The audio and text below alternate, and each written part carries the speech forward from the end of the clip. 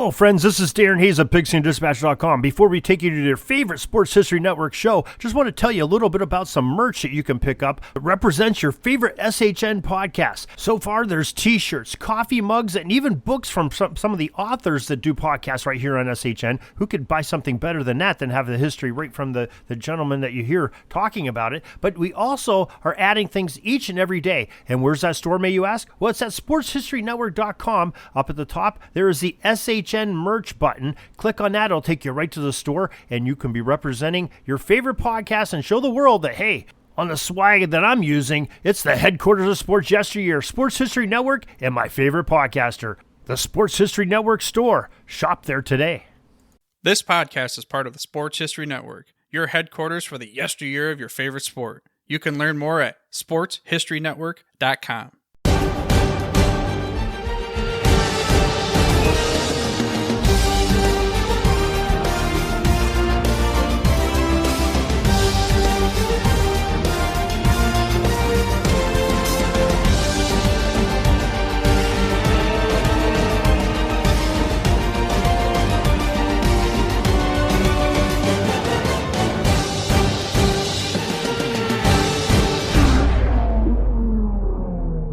Hello, sports fans, and welcome back to this latest edition of the Historically Speaking Sports Podcast, where we discuss the best of sports from back in the day.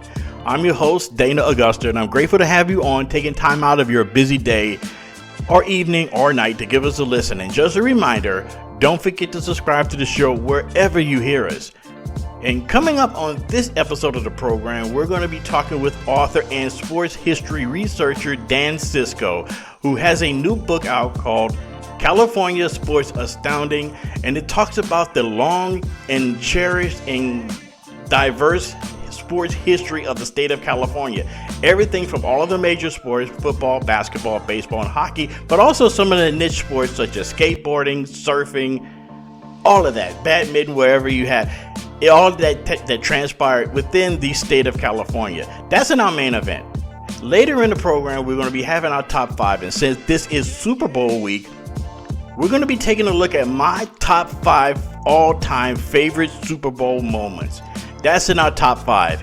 And later, in the last part of the show, which we call our shout-out, we're going to be taking a shout-out to, we're going to be taking a trip back, however, to January the 29th of 1995. A day which for me started out with so much hope and promise. And by the end of the evening, it ended up being the loneliest night of my life. That story with our top 5 and also our interview with Dan Cisco coming up on this episode of the Historically Speaking Sports Podcast, a proud member of the Sports History Network. We here at the Sports History Network proudly partner with 26 podcasts, all revolving around the history of sports. But did you know that many of our hosts were sports history authors way before they started their shows? It's true. We've got Joe Ziemba, host of When Football Was Football, Joe Zagurski, host of Pro Football in the 1970s, Mark Morthier, host of Yesterday's Sports, Tommy Phillips, host of Lombardi Memories, and Scott Adamson, co-host of From the 55-Yard Line. All these authors have many books for you to choose from. To check them out, go to our website at sportshistorynetwork.com/sportshistorybooks. Pick up your copy today. Soundtrack provided by Kevin MacLeod of filmmusic.io. And we're back, and you're listening to the Historically Speaking Sports Podcast, which is a proud member of the Sports History Network. And right now we have on the man that is known as the California Sports Guy. He's a researcher of sports history and is a lifelong sports fan, especially in the state of California. He is Dan Cisco, and he is the author of the new book, California Sports Astounding, Fun, Unknown, and Surprising Facts from Statehood to Sunday. And this is a book about sports history of the state of California. Now, it's not just about the, just regular sports of basketball, football, baseball, hockey, that sort of thing. But it has a whole lot of different sports in it. He talks about miniature golf. He talks about karate. He talks about gymnastics. He talks about badminton. And we're not talking about just within the last, 50 years. This guy goes all the way back to the 1850s and 1830s and stuff, which I truly find fascinating. And so Mr. Dan Cisco, he's on with us. Dan, glad to have you aboard. Hey, thanks, Dana. Appreciate it. Now, now in this book right here, you talk about a whole lot of different sports, and the way you have it set up, I really like, because it kind of parallels what I do here on my podcast, which is I go day by day as far as like what great sports event or whatever happened on this sort of day. And you do the same thing in your book. You go pretty much from January 1st all the way through December 1st with little tiny sports nuggets of what happened on this certain day in California sports history. And I find that fascinating. I find that utterly intriguing. And what gave you this idea? What inspired you to write a book like this? Well, I've been a lifelong sports fan growing up in San Diego. And later on as a career, I ended up being a librarian doing lots of research for customers and that. So I thought I'd kind of combine the two and put together a book that covers the history, because we didn't really have one in California. And this is from statehood, which is 1850, right? Mm-hmm. So what we tried to do was tackle each sport and find out the very first appearance, the very first tennis match, the very first triathlon competition, or go-kart race, or surfing, or what have you. So it was a lot of fun, and I met a lot of interesting people along the way. What were some of the interesting stories that, while doing your research, you said that you met a lot of interesting people. Was there any one particular person or one particular incident or event that happened in California sports history that you just could not get enough of? Well, there's it's kind of interesting. This event happened February 7th, and today's February 5th. So we're going to celebrate. Couple of days away. Early. But anyway, Lisa Leslie, the women's basketball player, grew up in Compton, California, and she went to Morningside High School in Inglewood. And on this day, on February 7th, 1990, she scored a national record 101 points in a half of basketball. That's in one insane. half. In one half. Not only that, it was done in 16 minutes. It wasn't even a complete half. And they called the game at that point. They kind of said, you know what, we got to institute a mercy rule here. But I mean, what she did, and of course, she went on to this amazing career, USC All-American. Then she won 4 gold medals for the women's Olympic team, on and on and on. WNBA, all-time all-star. But to me, I still can't get over what she did in less than a half, and just an amazing performance. One thing I found very interesting is that she was left-handed, but when she was starting to learn the sport of basketball, I guess the coaches were favoring the right-handed players to begin with. Right. And she just taught herself to become ambidextrous. And so she could play, decisively with either her left or right hand. And that just took her to superstardom. But I thought that was really cool how she just, saw a challenge and she just overcame it. And then, but that's crazy. I don't care what kind of level of basketball, 101 points that's just crazy. See, scoring 101 points in a half is, and to be completely honest, I was in high school in 1990. I was a senior in high school in Louisiana. And until you told me that, I didn't know that. I really did not know that. And this is type of the stuff that you will find in your book. I mean, just amazing stuff like that. Yeah, she had a teammate who she had one other person on her team scored that day, and they scored 1 point on a free throw, and they ended up calling the game with Morningside having a grand total of 102 points. And So anyway, you know what I mean? That's the craziness of it all. But yeah, but you've had some great basketball players come out of Louisiana. Shoots. I mean, yeah, everybody talks about, even though he's not a native of Louisiana, the first person everybody thinks of about basketball is Pete Maravich. Though he's not a native of Louisiana, but he's pretty much, we've adopted him as far as Louisiana. Of course, you got guys like Bill Russell and no, he's not. Reed and all adopt, and on and on and on. Bob Love and, those guys, on and on and on and on. But the state of California, and to be honest, even though I am a native of Louisiana and currently live in Atlanta, I am a Chargers fan. I have a soft spot for the Sacramento Kings, also a soft spot for the Oakland A's, especially during the Bash Brothers days of the 80s and early 90s. Those great Sacramento Kings teams, I'm still hurt by, when they lost to the Lakers in that controversial Game 7, I'm still hurt by that. But oh yeah, that was everyone was pulling for the Kings because we knew the Lakers were going to come back and still win many more titles in that decade anyway. But the Kings, you just felt it was like, this is their time. This is the one chance that they could pull it out. And man, it was a brutal series. Yeah. And speaking of the Lakers, the Lakers are in the news because LeBron James is set to break Kareem Abdul-Jabbar's all-time scoring record. And I was curious about this, of a person being from California and has been following California sports for many, many years as you have. How do you feel about someone? Yeah, the record's going to be broken by a Laker technically, but he's not really a quote unquote true Laker because he played most of his career in Miami and Cleveland, but it's still going to be I guess you can consider a Laker record. How do you feel about that?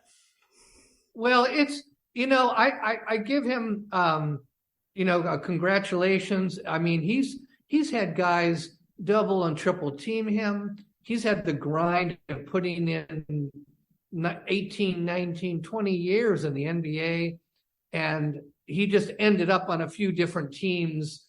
I think if you and I were in his situation, you're towards the end of your career, this guy's thinking, he's very shrewd, very smart, because he's trying to set himself up for his post-career. Yes. So why not the entertainment capital of America, right?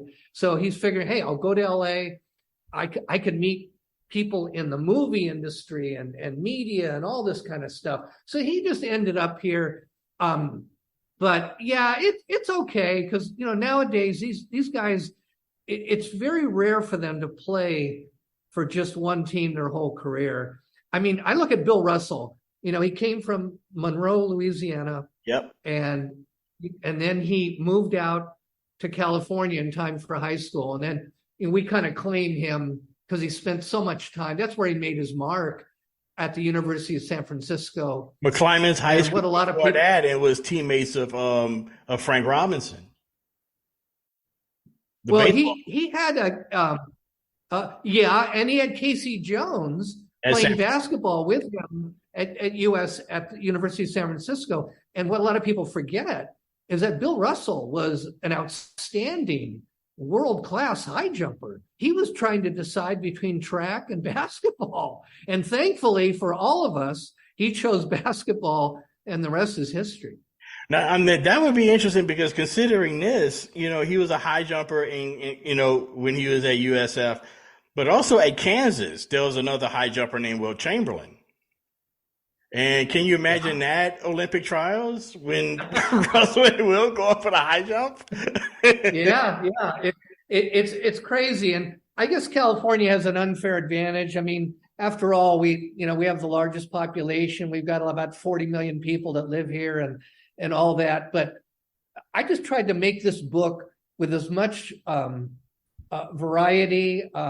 It has over 65 men's and women's sports. And the main thing is to give recognition to a lot of these other sports that normally wouldn't get that. but it's just the variety, and that's what makes it fun. You talk about, you see different sports throughout the year, and it's amazing when you find out where, the origins, where they come from and all that. There are a lot of interesting stories in this book. What is the one story that you find personally interesting that you just can't get enough of? Other than, we talked about basketball, we talked about all the people that came from California and Lisa Leslie. What were some of the things, the process in which you had to go through in order to research all of this? Because you have some things here in this book that goes back a long ways. Well, the main thing for me is I wanted to contribute to knowledge, and I thought the best way to do this is to document it from statehood onward. I mean, there's a lot of other things that happened well before that, but that's another book for another author. But I just thought for California's history, as a history book in general, I thought it would be great to tackle it from statehood onward and see if we could find out the very first baseball game or find out the very first competition. And then from there, throw in a few tidbits, some famous, birthdays or maybe notable events that happen on a particular day. I mean, we've had the Olympics, 3 times already. Yes. And now we're poised to host it again in 2028. That's only 5 years away. That's not that far away. Right. So Los Angeles is getting excited to host it again. I mean, for those who listen, you had the Olympics in LA twice, in 1932 and 1984. You had the Winter Olympics in Squaw Valley in 1960. Those are the 3 times that they've had the Olympics in the state. What were some stories that you had that didn't make the book? Since you were in Hollywood, since you're in Southern California, Hollywood's right there, that ended up on the cutting room floor, so to speak. So were there any stories that you had in your hopper, so to speak, but didn't quite make the book for whatever reason? Well, there's probably, there's probably 5 or 10 sports that I started to tackle, that I didn't squeeze into the book because I couldn't verify, some important information. But one example is like skateboarding, right? Mm-hmm. And you want to guess just overall the official state sport of California? Ooh, if it was California, just off the top of my head, being someone from the South and thinking of California, the official game of California, I probably would say surfing. You got it. You won the winner today. I would say. Well, you're right on the money. But the thing is, what's interesting is that Maryland has lacrosse. Or jousting, they have jousting as their official state sport. But anyway, in California's case, there was a lot of people that came forward and said, hey, well, wait, maybe skateboarding should be the official sport because there's more people that skateboard and enter skateboard competitions than there are surfers. The thing is, the California has all these surfers, but not everyone lives close enough to the beach. True. So all these people that live in the Central Valley or the Sierra Nevadas or other areas, they're too far away from the beach, but they do the next best thing, which is skateboarding. And I found out that the first skateboard contest happened in 1963, but I need to verify the facts, the information, because there's a lot of incomplete stuff on the internet. Wrong information that hasn't been verified and people regurgitate it. And I want proof. I want the original source, the original newspaper article, magazine article, book excerpt, whatever, that actually proves it. And I have to admit, skateboarding, I need to do a little bit more. But I did put Tony Hawk in here. That's America's, most famous skateboarder. And he he was included in the book in a few other areas. But anyway, yeah, skateboarding is cool. And it went up to the state legislature. They had a vote, and surfing won. And that's great. I mean, it's just an amazing sport.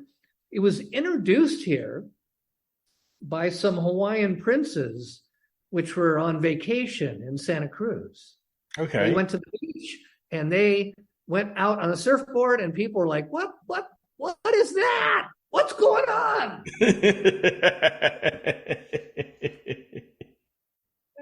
Now, of course, this week we're heading into the Super Bowl. We're heading into, Super Bowl 57 in Glendale, Arizona. And the Super Bowl has been held in California a number of times, including the first Super Bowl, which I learned a lot from your little passage about the first Super Bowl, in that Right. it was at the Los Angeles Coliseum, which everybody knows. It was between the Green Bay Packers and Kansas City Chiefs on January 15th, 1967. But what I did not know was that they were talking about holding the Super Bowl there permanently. That's one thing I didn't know. Second thing was that there were two other stadiums within the Los Angeles area that was vying for the game itself. Tell us about that story. Well, they, the Sugar Bowl, the Cotton Bowl, I mean, the NFL was looking at several venues all across the country.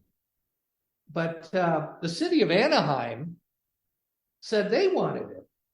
And they came along a little bit too late. But Anaheim Stadium, where the Angels play baseball? Yes, Anaheim Stadium, home of the Angels, right. That was brand, and that was brand new at the time. That stadium was only 7 months old. Brand new, the stadium, right? But they're bid. Yeah, but the bid came along a little bit too late. So, I think as a default, the safe choice was like, you know what? We're just going to do that instead of having it go to, let's say, Dallas or Miami or these other places. But, the first Super Bowl, it was far from a sellout. Yeah, it was. It was on TV and everything, There was a lot of interest, and also the Rose Bowl. The Rose Bowl Stadium was considered. Now, and there was a lot of opposition, which I don't really understand that because back then, this was before UCLA started playing there on a regular basis. They didn't start playing there until 82. But they only had like one game there a year. What's wrong with another one a couple of weeks later, It was just, I think it became some kind of political issue, and guys were throwing their weight around. Pasadena, they wanted the Rose Bowl. Anaheim wants it, and all these people tried to get their finger in the pie, and it just, a lot of it was timing, and but it was interesting later on. Of course, the Rose Bowl did host a Super Bowl between the Los Angeles Rams and the Pittsburgh Steelers. Yes. And that was not technically the Rams' home field, right? But it was the first time in Super Bowl history that you could say a team actually had a home city advantage. Right. And it happened a few years later with another California city, San Francisco, playing at Stanford in Super Bowl 19. Right. They played at Stanford University and the 49ers, exactly. And they played Miami. So that was kind of cool. And then eventually the Super Bowl made its way to San Diego, and the NFL loved San Diego. They loved bringing the game here. But what happened was, as you know, the Chargers eventually left town. Our stadium was torn down. Yes. But here's the good news. San Diego State University opened up their brand new stadium. It's called Snapdragon Stadium. That's for right. The sponsor. Yeah. It opened last September, and it seats 35,000 fans. However, it's built in when it was built, we have the capacity, the capability and the capacity to bring it up to 55,000 seats, which is the bare minimum the NFL requires to host a Super Bowl. So you're saying there's a possibility that the Super Bowl could return to San Diego with a little tweaks It could. to Snapchat? I mean, Right. it could, because they could just jack up the ticket prices, and it would be the equivalent of having a game at a stadium seating 75,000, with a different price structure. But they made sure, the San Diego State made sure that, hey, we want to build a stadium that we can grow into. And if we can get the NFL to come back here with a Super Bowl or some other event, that'd be fantastic. So we're really happy. San Diego's really happy with the result. It's a beautiful stadium. It's a great location. It's actually was built on the former site of San Diego Stadium, which was later called Qualcomm Stadium. Yeah. I remember Jack Murphy Stadium. I remember the Jack Murphy. Yeah, it was San Diego Stadium was the original name. And then they called it. Then they changed the name after Jack Murphy died. He was the leading sports writer in San Diego. Now you have some stories here in your book that I find interesting, just on basis of time. You have a lot of stories that take place in the 1800s. And one of the ones that I found interesting, September 17th, 1850, the sport of gymnastics was first mentioned in the Sacramento Bee.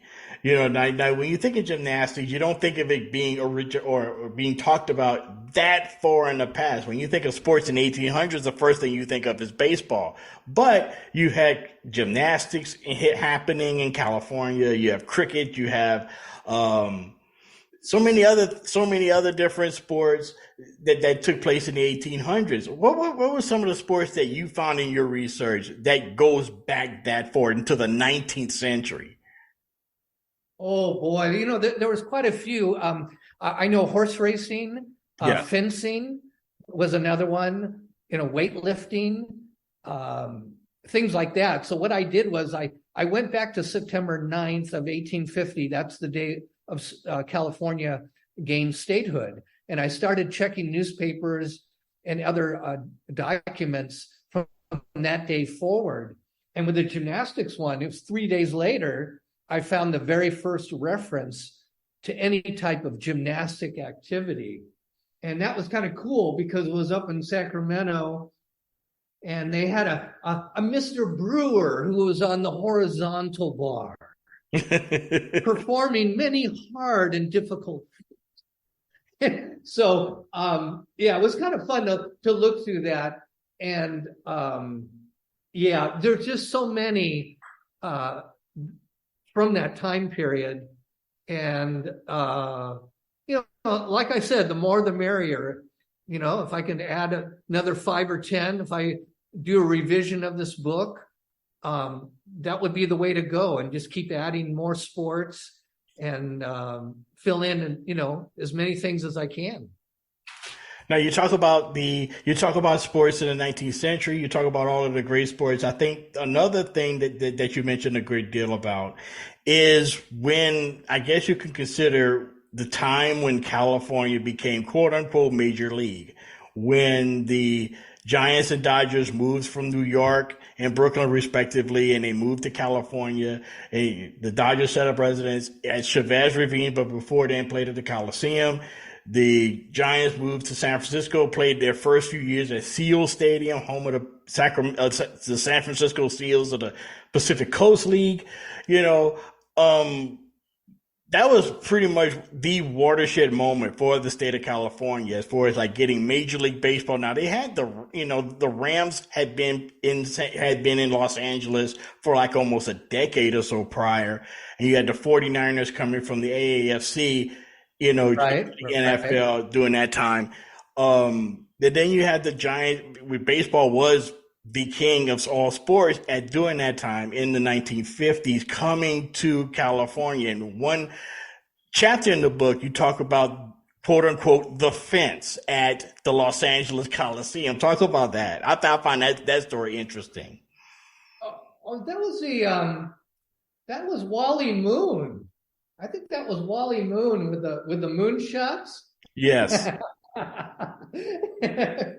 Yeah. That they had a lot of games at the Coliseum because that was the place for them to play baseball at the time. And then, of course, Dodger Stadium, came up later and all that. But, what was great about moving baseball? Baseball was America's sport. Football was popular in the 1940s and all that, and with the 49ers and Rams and all that. But when baseball came to California, that really gave the big push to professional sports. That really just solidified, I think, everything. And, one example was when the first World Series game played in California. That was 1959. And it was at the Coliseum, 92,394 people for a baseball game. Crazy. That still is a record. I'm more than sure. 92,000 for a baseball game. One thing I've always wondered about though, as a fan and knowing sports history and stuff, and when the Dodgers moved to LA, they had a baseball park in Los Angeles, Wrigley Field, not the Wrigley Field in Chicago, but there was another Wrigley Field in downtown LA. I think it was in West LA or something like that. Why couldn't they play there? I don't recall why they didn't end up there. But you're right. That was one of the notable venues in Los Angeles for baseball. And the Pacific Coast League had so many teams throughout California. And San Diego, you had the original Padres. Yeah, we had the minor league Padres who played at Lane Field, which was downtown San Diego on the waterfront. Yes. And then later they moved out to the Valley, played there for a few years. That became a shopping center. And then they finally moved to San Diego Stadium, which, of course, became Jack Murphy and then Qualcomm. So, California's got a lot of baseball venues. I mean, you could write volumes just on that. Mm-hmm. Because minor league baseball has been huge here for forever. And, just to get back to that World Series game with the 92,000 people, that's when the Dodgers beat the Chicago White Sox in that World Series in 1959.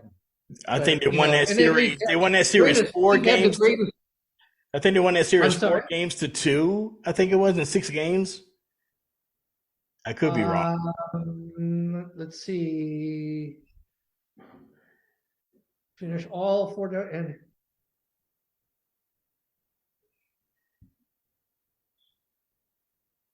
I don't remember exactly how many wins Chicago had. I don't think it was a sweep. I don't think it was a sweep, but it wasn't a sweep. But it was the first World Series win in Los Angeles. And the first championship for the California team, which was great. And then they actually clinched the series on the road in Chicago. But right. The winning players, the Dodgers, were paid the princely sum of $11,231. The first time that winning players had broken the $10,000 barrier to win the World Series.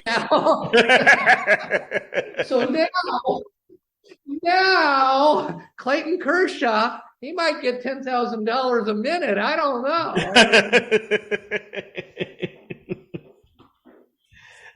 Oh boy! The Pacific Coast League. It was like you mentioned that baseball is huge in California. You had the Pacific Coast League. You had two teams just in Los Angeles alone. You had the Angels, the Los Angeles Angels, and you had the Hollywood Stars. Right? Yeah, and the Pacific Coast League at that point was the strongest minor league in America. They were churning out major league players left and right. I mean, not just Joe DiMaggio, and it was just so many players, and they played at such a high level. Yeah, you had Joe DiMaggio, you had Ted Williams. All the great managers that came from the Pacific Coast League, like Tommy Lasorda, right? So California does have a rich tradition, and that's just Southern California. We haven't even got to Northern California yet with Sacramento, the Solons, the Oakland Oaks, and the San Francisco Seals, the aforementioned San Francisco Seals with Joe DiMaggio, who has pro baseball's longest hitting streak at not 56, but 61 consecutive games with a hit when he was with the San Francisco Seals. That's right. And that's how good he was, and so far ahead of his time. But yeah, that you could do just on the Bay Area or just on Sacramento, so many great athletes, and the great thing about California is the diversity, and just all of it added together. And then, someone like Billie Jean King is one of the greatest women athletes ever, growing up in Long Beach, California. Yes. And look at her accomplishments. And then you go on to now, here we are, 2023, and there's more women Olympic medalists on the Team USA than there are men. The women win the majority of medals now. That's correct. That is a fact. That most women have most of the gold medals given out at the Olympics are from female athletes. That's female athletes, and Stanford, USC, UCLA, they've won more Olympic medals than most countries. I mean, those universities and then the University of California, UC Berkeley, great rowing program. They've had great track and field athletes. They've had all kinds of people. Now you touched on the word there's a lot of stories. You touched on the word just a few minutes ago, which is diversity, which is a key word for this book, because you talk a lot about the different sports and different disciplines. In total, how many different sports have you talked about in this book altogether? I think I ended up with 68.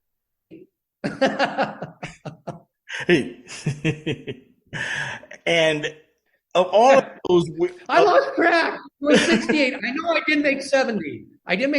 But you know what? I made sure to make it more than 65 so I could brag about it on the back of the book, on the cover. Hey, guess what? There's more than 65. And but yeah, it was a blast. I tell you, I learned how much I did not know. And when I read a book like this, Dan, is a lot of stuff.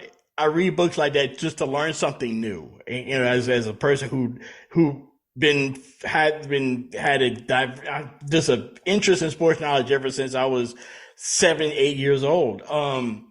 You talk about a lot of different sports that does not fit into the mainstream, what you would call mainstream. And I find that very interesting, and that's what makes this book so interesting, because when you turn the page, you're going to learn something new about a sport that you really that people don't talk about or hear about, or, too much, at least on a daily basis, you don't. Yeah. It's very important, as a sports fan, historian, we want to preserve history, number one. And generally, most of the time, the large sports, the financially successful ones, get the most press, they make the most money, have the most fans, And that's the only thing that separates them. Some of these other sports are small because they haven't preserved their history. And the ones that are successful and large do a good job of preserving their history. And that generates interest, and then it kind of builds from there. But yeah, I mean, we've got arm wrestling, we've got underwater hockey, we got judo, we've got a pickleball. You know, hey, I don't care. I'm going to put it in. You know, and that's what makes this book so interesting.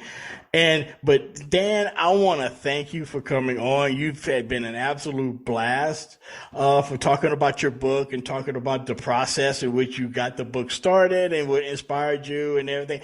And before you leave, do you have any other projects that you may be working on or would you like to work on in the future? You know, I don't know if I'm going to get hit by a bus tomorrow or not, but if I don't get hit by a bus, I would like to do a revision of this book every few years. Okay. And flesh it out, add more sports, and see, just make it bigger and better. You know, I'm always learning new things. I think it's great for the sports fan. There's always something new and exciting to discover. And I've got a shameless plug.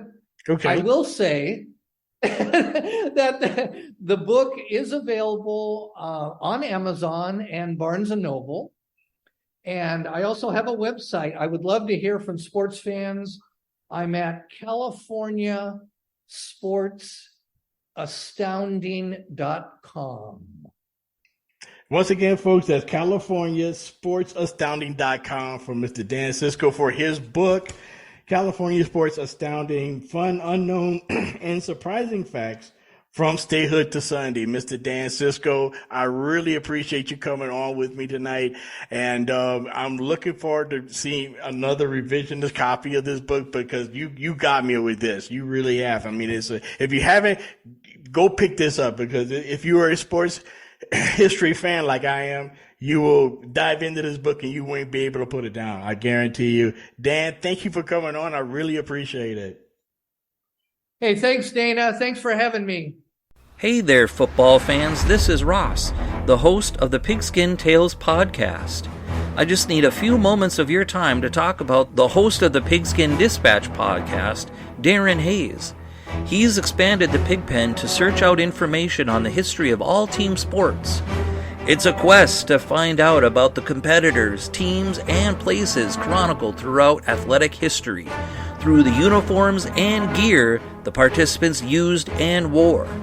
And he is taking you, the listener, with him on this educational journey to preserve sports history on the Sports Jersey Dispatch, found here on the Sports History Network. His newest podcast, called Jersey Dispatch, is all based on the jerseys that all the greats used to wear. You can find Darren Hayes and the Pigskin Dispatch podcast, as well as Jersey Dispatch, on your favorite podcast provider multiple times each week. So remember that, Darren Hayes, the host of the Pigskin Dispatch and Jersey Dispatch podcasts. It's found right here on the Sports History Network. Soundtrack provided by Alexander Nakarada from filmmusic.io. Hello, and welcome back to the Historically Speaking Sports podcast, where we focus on the best of sports from back in the day. I'm your host, Dana Augusta, and just to remind everyone out there, you could follow us on Twitter at HistoricallySP2 to get your daily dose of sports history. And in addition to that, you could also drop us a line or two at historically.speaking.sports@gmail.com. And right now, it is time for the Home Field Apparel Top 5. And Home Field Apparel is the sponsor of our weekly Top 5, where we count down the 5 biggest historic moments in the world of sports that are celebrating anniversaries and is being talked about wherever. And it's being brought to you by Home Field Apparel. This is my favorite time of year as the Super Bowl's here and college basketball season is in full swing, heading down to the conference tournaments, and ultimately the NCAA tournament and the Final Four. And the best way to show off your school spirit and fandom is to wear a shirt or hoodie from Home Field Apparel.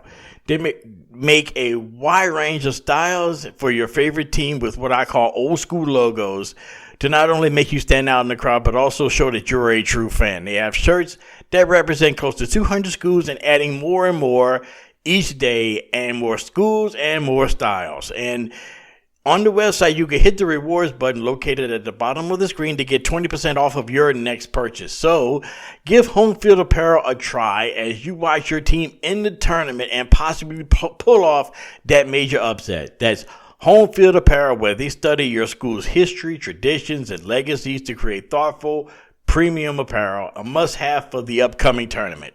Once again, Home Field Apparel, where they are fond of saying, wear one for the team. And in this episode of the program, since this is indeed Super Bowl week, as we're anxiously awaiting Super Bowl 57 between the Kansas City Chiefs and the Philadelphia Eagles, we're going to do a special top 5. And this top 5 is going to be the top 5 most memorable Super Bowls for me. All of them are good, if not great, for one reason or another. And so, without further ado, here is my all-time top 5 most memorable Super Bowls sponsored by Home Field Apparel. Number 5. Super Bowl 14, Steelers versus Rams in Pasadena. Now, this was the very first Super Bowl that I could remember watching when I was a kid. I remember watching this Super Bowl with my dad and my grandfather when I think I was about 6 years old at the time, and watching the Rams play the Steelers. Now, the Rams were a very interesting story because they had lost their owner. Their owner had passed away, and it was taken over by Georgia Frontiere, the Rams were, and she became like the first female owner of a major pro sports team in the NFL, maybe in all of pro sports, if I'm not mistaken. And then the Rams had this really odd, they were a perennial favorite. They were a perennial team, postseason team in the NFL during the 70s. But by this time, they had a new coach and Ray Malavasi. They were 9-7 coming into Super Bowl 14 against the powerful Steelers, and 9-7, which was the worst record of any team in Super Bowl history up to that point. So it didn't, on paper, didn't seem like it was going to be a great game. However, it turned out to be an awesome game. Rams were led by a backup quarterback named Vince Ferragamo, and he was in for Pat Hayden, who had gotten hurt. And of course, everybody knows the story about Jack Youngblood during the playoffs because he gets his leg broken against the Cowboys. And he plays in the next game, in the NFC Championship game at Tampa Bay, which they win 9-0. Then they come to Pasadena, and the Rams playing in Pasadena, that was the first time in Super Bowl history that a team played in its metro area. They didn't play at their home field, but they played in and around the city or area where they're actually from. So that was a first in Super Bowl history. And the game was really, really tight for a while. In fact, the Rams led 19-17 heading into the fourth quarter. And the whole time I remember watching the game, one of the things I remember was my dad kept saying through the game, watch, the Rams are going to win this game. Watch, I'm telling you, they're going to win this game.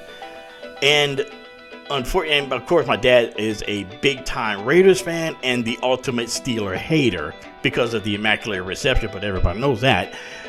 But as it turned out, 2 long passes to John Stallworth was the difference. The first long pass, I think it was 75 yards from Terry Bradshaw to John Stallworth to give them the lead. And then later in the fourth quarter, another long pass to Stallworth set up the Franco Harris 2-yard touchdown plunge to give the Steelers the win in their 4th Super Bowl in 6 seasons. So that was number 5. Number 4, Super Bowl 22, Washington versus Denver. Washington wins the game 42-10, but everybody remembers 2 things about this game. 1, Doug Williams. Not only was he the first black quarterback to start a Super Bowl, but in that incredible second quarter, when the Redskins scored 35 points, Doug Williams throws 4 touchdown passes. The 5th touchdown in the quarter came on a Timmy Smith 57-yard touchdown run. And basically they destroyed the Broncos' defense. The Broncos offense after that happened just could not get anything started. Again, me watching the game with my grandfather, he was just so proud of Doug Williams and being the first black quarterback to start a Super Bowl, first black quarterback to win a Super Bowl, and he did it in such dramatic and such dominating fashion. It was totally unbelievable, and that was one of the most memorable moments for me watching the Super Bowl, especially watching it with my grandfather. That performance, I remember one writer said at the end of the game that second quarter by Doug Williams was not only the greatest performance he'd ever seen, but for that one quarter, he may have been the finest quarterback to have ever played the game. Talk about being in the zone, huh? Number 3, Super Bowl 25, Giants versus Bills. Now, the only reason why I really remember this, and this is on the list, is because of one thing. For that game, I had the flu. Before the game started, I had like a temperature of like 101.4 or something like that. So I was basically watching the game, but not really watching it because I just felt so horrible. But I trudged through it and I watched it, and boy, what a game that ended up being. 20-19 was the final. Giants win this one with, smallest margin of victory in Super Bowl history. Another thing that I really remember about the Super Bowl was that it came right on the heels of the beginning of the Iraq War. So there was a lot of patriotism and a lot of crazy things that was going on. Not only that, it was like one of the only Super Bowls that I remember that had, like, instead of the regular 2-week period between the championship game and the Super Bowl, they only had like 1 week to get everything ready and for them to play the game. Plus they had all kind of heightened security at Tampa Stadium because the game was in Tampa. So it was somewhat of a crazy thing, but really another memorable thing was the national anthem sung by Whitney Houston. That was incredible. And in my opinion, my own humble opinion, the second greatest national anthem ever sung at a sports event. Of course, in my opinion, the best one, of course, is Marvin Gaye 1983 NBA All-Star Game. If you have not seen it, go check it out. It's incredible. And according to a lot of people, including myself, and for that matter, that was the only time anybody has ever made the national anthem sexy. If you don't believe me, go watch the video. You'll agree with me, I guarantee you. But the game, of course, came down to Scott Norwood and his missed field goal from 47 yards, sealing the game for the Giants, 20-19, giving Bill Parcells and crew their second Super Bowl in 5 years, I think it was. The second Super Bowl win in 5 years. And solidifying the Giants as one of the great teams, not only in the decade of the 1980s, but solidifying them as one of the great teams in NFL history. Number 2, Super Bowl 34, Saints versus Colts. Now, for those who listen to the program on the regular, everybody knows that even though, yes, I live in Atlanta, but I am from Louisiana, and I grew up watching the Saints lose and lose and lose my whole entire life. However, on this February night, I was rooting for the Saints, and I figured this may happen. I remember watching the game at my mother-in-law's house in Houma, Louisiana. And I remember as we were driving to the house, my wife and I, driving to her house, I noticed something. There was like no one on the streets. No one. Houma, Louisiana, if you're not familiar, is about 40 minutes southwest of New Orleans.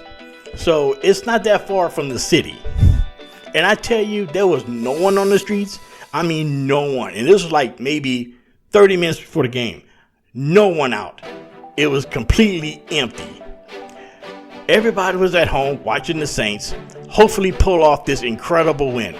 The first half, didn't seem like the Saints were going to do it. The Colts came out. They came out firing. They had that great goal line stand in the second quarter, keeping the Saints out the end zone. But what turned the game around, of course, was that the call of all calls, the onside kick to start the second half. When that happened, the tables turned, and what really turned the tables, if anybody that's from Louisiana and were watching that game, they remember who they were, where they were, and who they were with when Tracy Porter intercepted Peyton Manning's pass and ran it back for the pick six to seal the game. One thing I remember, one thing that I will always remember and always think about when I watch Tracy Porter run that ball back against the Colts is this.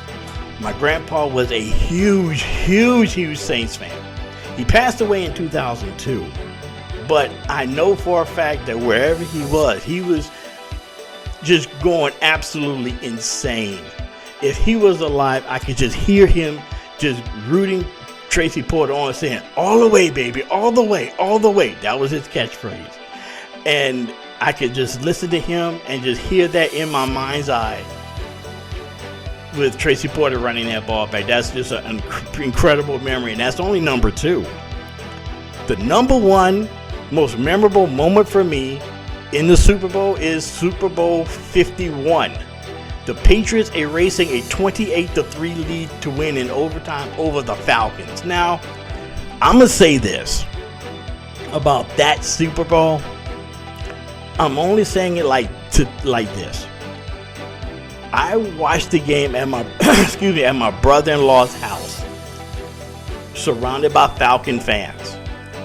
When they got up 28-3 in that game, I said to them, y'all better keep scoring. Y'all need to play like y'all behind, because as a Chargers fan, as I am, I've seen the Patriots do this time and time and time again. Y'all need to, and when they got up 28-3 and they got the second half kickoff, I told them all, this is the most important drive in the history of the Falcons franchise. You have to score. They didn't. Okay, since you didn't score, now you got to keep them from scoring. You can't let the Patriots score and get momentum. They let them score. And the rest is history. I knew it was over when toward the end, late in the fourth quarter, when Tom Brady threw a pass to Julian Edelman, and he makes this acrobatic juggling catch that at first looked like it was an incomplete pass, but upon further review, you notice that the ball never hit the ground. When I saw that on replay, I knew at that moment that the Patriots were going to win the game. I don't know how, but I just knew it at that point. They're going to win this game. So, as it turned out, they forced overtime, first overtime game in Super Bowl history, and James White scores on the first possession of overtime, crushing the Falcons' dreams. Now, watching this game amid a lot of Falcon fans and some family members who are Saints fans, let's just say it got kind of testy at times, especially during the game and especially after the game. There was a lot of hurt feelings. It was disappointing for me, but at the same time, it was so much fun. Especially being someone that is a neutral observer like I was, being a Charger fan. That was just an unbelievable game, and then just an unbelievable aftermath, I should say. I'm going to say that those stories for another day. But that is my top 5 all-time favorite Super Bowl memories for me. And that would pretty much wrap up this week's edition of the Top 5. And coming up next on our shout out, I'm going to send a shout out to a specific date. That date, January 29th, 1995, which for me was the loneliest night of my life. Details of that coming up right after this. We here at the Sports History Network proudly partner with 26 podcasts, all revolving around the history of sports. But did you know that many of our hosts were sports history authors way before they started their shows? It's true. We've got Joe Ziemba, host of When Football Was Football, Joe Zagurski, host of Pro Football in the 1970s, Mark Morthier, host of Yesterday's Sports, Tommy Phillips, host of Lombardi Memories, and Scott Adamson, co-host of From the 55-Yard Line. All these authors have many books for you to choose from. To check them out, go to our website at sportshistorynetwork.com/sportshistorybooks. Pick up your copy today. Soundtrack provided by Kevin MacLeod of filmmusic.io.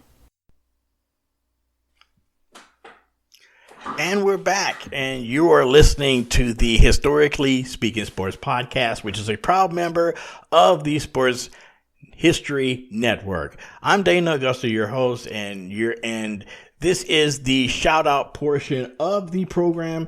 And so right now we're going to go right headlong into this. And I promised myself years ago that I was never going to tell this story.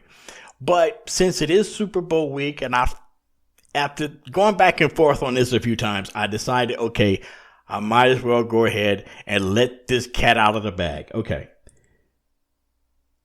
This had to be the loneliest night of my life, but I got through it, thankfully, and I'm still here, able to tell about it.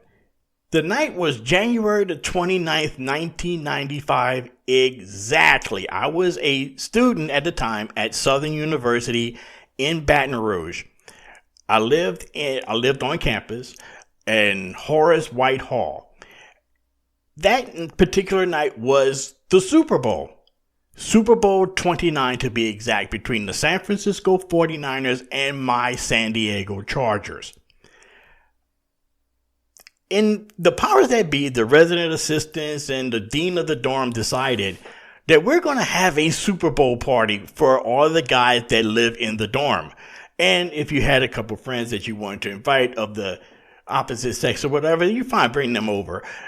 You know, you put $10. From what I remember, everybody had to pay like $10 for, you're going to get wings and drinks and chips and all of that stuff. Regular Super Bowl party food, football party food. But, and of course, being college students at the time, somebody's going to go get some alcohol, beer, whatever. As long as the RA didn't see it, quote unquote, then you could have it or whatever, just as long as he didn't get in trouble because, he wasn't that much older than us anyway. But anyway, as the story goes, I decided, the Chargers are playing in the Super Bowl. They're going to have a Super Bowl party in the lobby of our dorm. It's all set up. Me being in my early 20s at the time, I was just full of just pure arrogance, borderline cockiness about my Chargers. That year, the Chargers finished 11-5, but they had started off 7-0, best start in franchise history.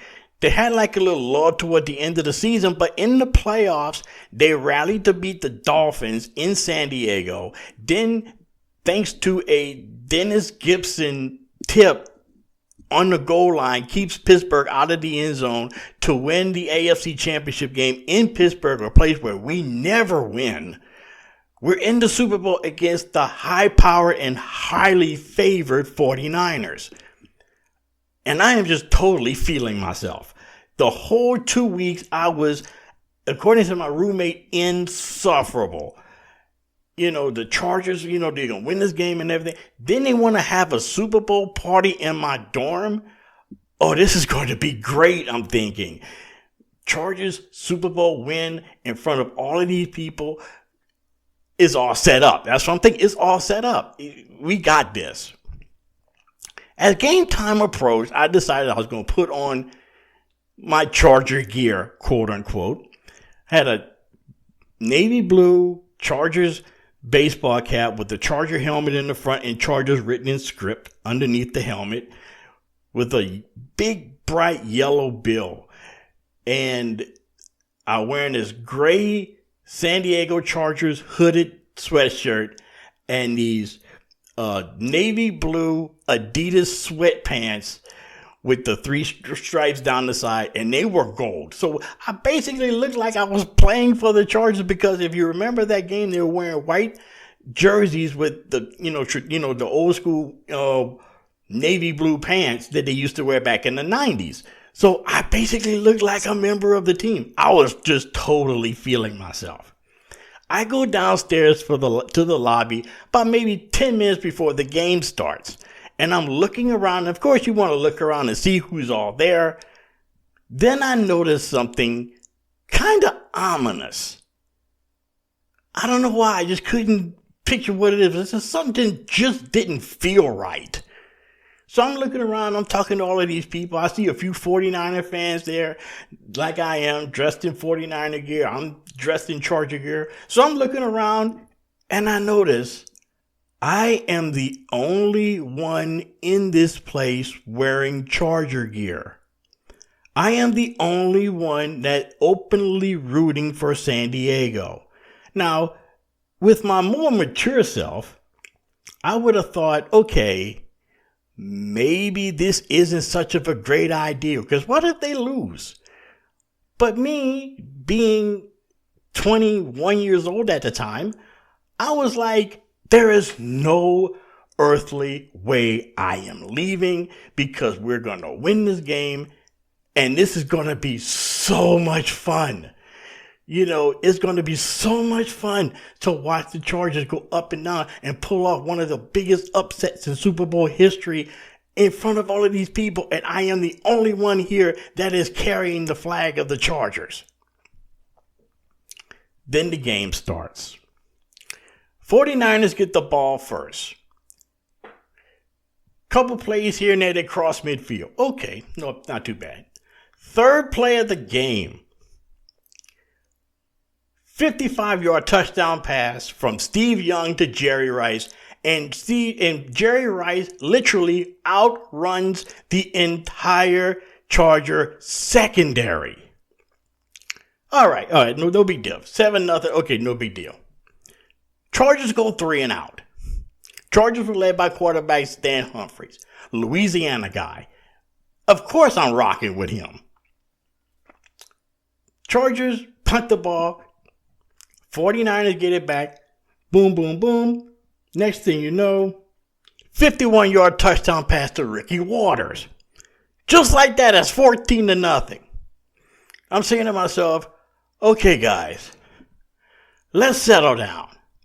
We're okay. We're okay. We rallied against the Dolphins. We rallied against the Steelers in Three Rivers. We got this. By halftime, it was 28-10. I endured so much ribbing and so much ridicule and so much pain and anguish just in the half, and I got another half to go. Natron Means was going up and down the sideline saying he ain't gonna be embarrassed. Dude, I was embarrassed for you, bruh. I was. And it didn't get any better. The only highlight, though, was Andre Coleman's 98-yard touchdown run on a kickoff return in the fourth quarter that gave us a highlight, at least. But as it turned out, the final score was 49-26 49ers. Steve Young famously got the quote-unquote a monkey off of his back at the end of the game. But to my credit, I stayed in the lobby of that dorm the whole game, watched the whole game, and did not leave, refused to go back to my dorm room.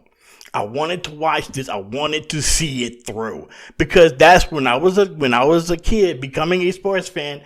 That's what I was told. If you gonna rock with a team, you got to stay with them the whole time. And I did. Now, it was lonely as heck because I was the only one there that was rooting for the Chargers openly. Now, I'm sure they would have had a couple guys there that wasn't rooting for the Chargers, but they were actually rooting for the 49ers to lose. I don't doubt that not one single solitary second. But as it turned out, That was our only Super Bowl appearance. And it was the loneliest night of my life. Being in that dorm, rooting for the Chargers all by myself. And you know what? I became an even bigger fan after that happened. So go figure. And that concludes this episode of the Historically Speaking Sports Podcast. I'm Dana Auguster, your host once again. And just a reminder, check out our Twitter, which is Historically SP2. And also you could check out, if you want to contact us in any way, so talk about the show, possible topics or whatever that you want to hear about, you could write us at historically.speaking.sports@gmail.com. So without further ado, thank you for joining us once again. Also, I want to thank Dan Cisco for joining us, for talking about his book, California Sports Astounding. We wrapped it up with a California sports team, which is the Chargers, unfortunately losing Super Bowl 29. And we also talked about the Super Bowl, my top 5 favorite Super Bowl memories. This one wasn't so much of a great memory, but it was a memory nonetheless. I really thank you guys for listening. I really appreciate you hanging in there with me in this episode. And check us out whenever we get a new podcast. And don't forget, if you have not subscribed, please subscribe. And if you have subscribed, tell a friend, tell a neighbor, tell a passerby on the street. Tell them to subscribe. And until next time, I'll see you soon. Have a good one.